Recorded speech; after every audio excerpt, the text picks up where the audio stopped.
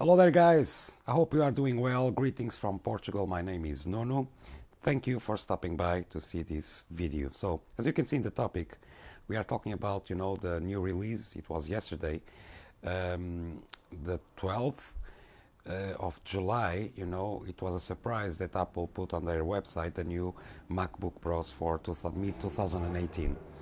Now, there are some things I'm on the fence. I should tell you what I'm running. Okay, now I have here a MacBook Pro mid 2015. It was the top of the line by that time, and I'm going to post here some images. First, you can see it is a 512 SSD. That was on the configuration of this laptop, so the speeds are pretty good for a mid 2015 MacBook Pro. Also, you can see the Geekbench for this MacBook. It is, of course, pretty good also, for this, point in time. Still a very, very good result because, everyone likes to see Geekbench. I'm a little bit skeptical with this because, what I like to see is the usage, the day usage, how the computer performs. And I should tell you that for my tasks, normal tasks, and also, for example, making this video editing, 4K video editing with this Panasonic Lumix that I have here, pretty good also, no issues whatsoever. The only issue is that I'm running macOS Mojave and Final Cut is not working very, very well. Okay, it's not working well with macOS Mojave, but well, we are still on beta. Now, guys, also, there are some things that keep me on the fence. A new picture here, as you can see. First, the ports, lots and lots of ports, okay? SD cards, USB 3, HDMI, and of course I have connected here my Apple Cinema display and all these ports, Thunder mini display ports. Guys, mini display port, no, Thunderbolt ports, okay, and the mini display port is from the Apple Cinema display. And also on the Apple Cinema display I have, built in on the monitor USB 3 USBs. So this is a very good configuration for me. So that's why, I'm on the fence and skeptical, but I have to wait because they were announced yesterday. They haven't released yet any Geekbench, so I'm a little bit on the fence on that, but we'll wait and we'll see. Now, what I want to, and also you can see here another thing that prevents me from changing, I'm a little bit afraid for the new keyboard, all the 2016 and 2017 models, all the keyboards, the issued keyboard, the sticky keys, not working keys. I have still the old style chiclet keyboard that is perfect for me, we have all that travel and it works without any flaws. Now, I'm rocking this computer for almost 2.5 years, more than 2.5 years, and I haven't had yet any issue for now, okay? But now, let's go to the website, let's go to the screencast, of course, and also for me to talk a little bit on what configuration I would consider, okay? But honestly, I'm not at this point, even with these upgrades, guys, with the 8th gen processor and the 6 cores, I'm still on the fence and if it is worth it or not, okay? But I will not speculate. I have no data at this point in time, but I will now make a configuration on a laptop, a MacBook Pro, that I could consider for upgrading this mid 2015. Okay, guys, so without further ado, let's go to the screencast. So guys, main page for the new teaser for the new MacBook Pro. Let's go ahead, click on Mac. So what they tell us is more power, more performance, more Pro. Yeah, Okay, very well. More sales. Let's go ahead. Guys, as you can see here on the top, you have here the MacBook Pro new, okay? I don't know why they didn't upgrade also the processors on the iMac. Well, it's a marketing strategy, of course, but let's go ahead without further ado and click on what we want to see, the new MacBook Pro.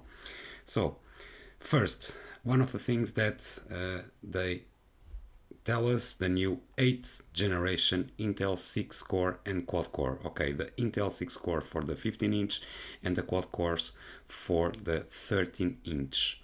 You can jump or go to 32 gigs of memory. Okay, it comes standard with 16 gigs for the 15-inch and 8 gigs for the 13-inch. Stunning new retina display. Guys, the retina display is the same of last year, now with the True Tone technology, the same thing that you find on your iPhone and iPad. It adjusts the display based on your surroundings. Okay, this is good for normal tasks like web browsing, Word documents, but for guys that rely on true color in order to edit photos and video, you don't want that. Okay, so that's a gimmick to me. For me, guys, only talking at first person. And the touch bar that I don't need at all. I prefer function keys. This touch bar, it's a gimmick. Now, without hitting too much Apple, let's go ahead and click on the buy option. And just a quick run through the 13-inch. I will be, of course, talking about the 15-inch. Now you have these two new options: the 2.3 processor with 256, and this is a Core i5 processor, guys. In order for you to and the two options are Core i5. I believe this one is also it's a quad core in this case, okay, and on this is it's a quad core also, okay. So two quad cores, okay, but Core i5. You don't have hyper-threading. In order the hyper-threading, guys, for you that don't know, it's the ability for the processor to create additional virtual cores. So if this was a Core i7, it will be, it's 4 cores again, physical cores, and then you have an additional 4 cores virtual, because if you can see here, and if I click on the processors, this is of course only quad core i7 on my computer, but you can see here 1 2 3 4 1 2 3 4. It's running 4 physical cores and an additional 4 virtual cores. That's what Core i7 means. Okay, you have hyper threading. With the Core i5 you don't have that. Okay, now but you can bump that on the 13-inch. You can go ahead, click it, and you can go with the Core i7. Now if you go ahead and bump these two with the Core i7, with additional $300, and of course 8 gigs. For me, it's not enough. You could, and for you, I think not. Also, you are looking, and the storage is too low. So if you click on that, you are seeing a 13-inch MacBook with $2,500. Okay, that's and I believe in the US it's plus tax. I'm looking at the US site. Okay, guys, so that's lots of cash for a 13-inch MacBook. Now let's go, and I believe this video will be too long as always, guys, as always. Sorry about that, but let's cover. Now let's go to the 15-inch and let's grab this. You have two options, the 2.2 gigahertz, okay, with 256, and the 2.6 gigahertz with 512, okay. So this is the stock configuration that Apple allows you, both with six cores, okay.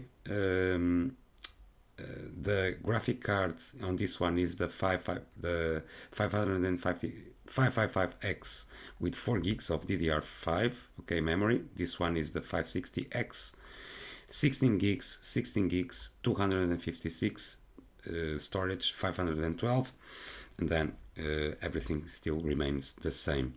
Now, one of my complaints, and sorry about that, they still kept all the things outside. You know, the design is the same.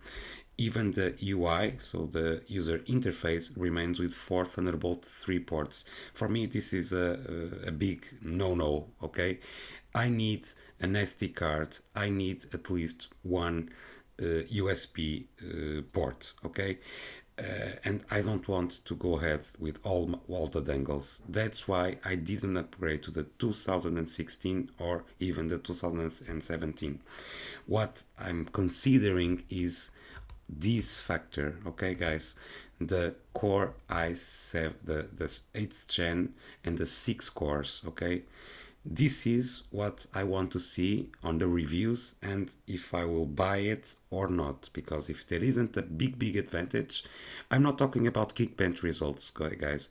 I'm talking about seeing how Final Cut performs in this computer and how much time it will save me, because for me that makes 10 minutes or 15 minutes or even 30 minutes videos, you know, twice a week. I don't care if I only have, you know, if I gain only 3 minutes of rendering time, okay, and export time. That's for me doesn't make any sense. I don't know if I make any sense when I'm talking about this, okay guys? And if I select, for me, of course, I have to make here some upgrades, and I'll tell you why. First, I will keep the stock configuration. I will don't go to the Core i9. I know it will be good to tell your friends, okay, I have a Core i9 MacBook Pro, but in fact the increase in performance is, it's if you reach 5% in increase in performance, that's a lot, you know, regarding these two. So I'll pick the normal 6 core 2.6 gigahertz, okay, with turbo boost up to 4.3 gigahertz. Now, this is what is my concern. When you pick these laptops, you stick on what you pick, okay? So, probably I'll go with the 32 gigabytes of DDR4 memory, and that's a lot of $400 for memory. I know the memory is expensive now, but Apple puts a little bit more on their margin on the RAM, and that's a shame. And then I will keep the same storage, guys. I'm with the 512 here gigabytes, and I'm still with 220 available, and I have a bootcamp partition. I have all my photos. I have you know, iTunes, you know, and I have lots and lots of applications. So perfect for me. And I have external drives of, you know, to backup, and for me 512 is it's more than enough. Now this is the configuration that I'll go. $3,200. Now if I make the same configuration, guys, on euros, let's go ahead to my Apple and let's go ahead quick go buy in euros. Oh, it's not found. Why? Everything is sold? No. If I go to buy, this is in Portuguese. Let's go ahead. So as you can see, that's a lots amount of cash. So if I go and bump here to the 300 to the 32 gigs, now we are talking a computer of 3,000 and almost 900 euros, and that's, guys, a lot of money.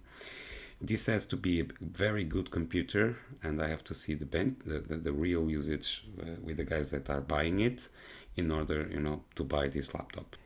Guys, this is it. I hope you like it. Go ahead, put in the comments if you will buy one, if you still have the old style MacBook that we all love, and you know, if you want, go ahead, subscribe.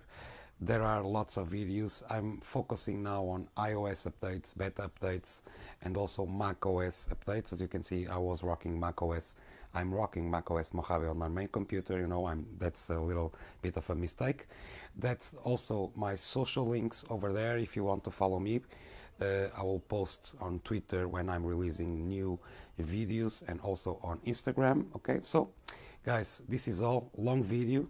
I hope you like it, and keep safe. See you on the next one. Bye bye.